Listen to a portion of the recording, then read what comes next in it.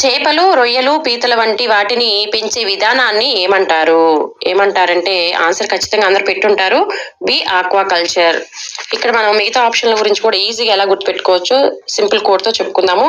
అర్బోరరీ culture. అర్బోరరీ culture అంటే అర్బోరీ రీలో tree అనుకోండి. అర్బోరీలో రీని tree అనుకోండి. ఎందుకంటే మన కోడ్ కోసం చెట్ల పెంపకం. ట్రీ అంటే చెట్ల పెంపకం. పండ్ల చెట్లు, అలంకార చెట్ల గురించి సాగు చేసేదనమాట ఇది. అర్బోరరీ రీ అంటే ట్రీ అని చెప్పేసి గుర్తుపెట్టుకోండి. అలాగే సెరికల్చర్. సెరి అనగానే శారీ గుర్తు రావాలి. సెరి అనగానే శారీ గుర్తు రావాలి. ఎందుకంటే పట్టు పురుగుల పెంపకం అనమాట ఇది. అందుకోసం నెక్స్ట్ వీటికల్చర్. వీటిలో ఏముంది? వి ఉంది కదా. వీటిలో ఏముంది? వి ఉంది. ఈ వి ఎలా ఉంది? మన ద్రాక్ష గుర్తులు ఎలా ఉంటాయండి? వి ఆకారంలోనే ఉంటాయి కదా.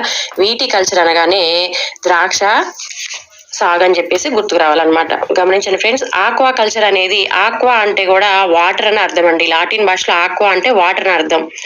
ఓకేనా ఫ్రెండ్స్? గమనించండి. దీని ఆన్సర్ వచ్చేసరికి బి ఆక్వా కల్చర్. చేపలు, రొయ్యలు, పీతల వంటి వాటిని పెంచే విధానాన్ని ఏమంటారంటే ఆక్వా కల్చర్ అంటారు. ఫ్రెండ్స్, మీరు కూడా ఇలాంటి బిట్స్ ఈజీగా నేర్చుకోవాలనుకుంటే మన ఛానల్ని ఇప్పుడే సబ్స్క్రైబ్ చేయండి ఫ్రెండ్స్.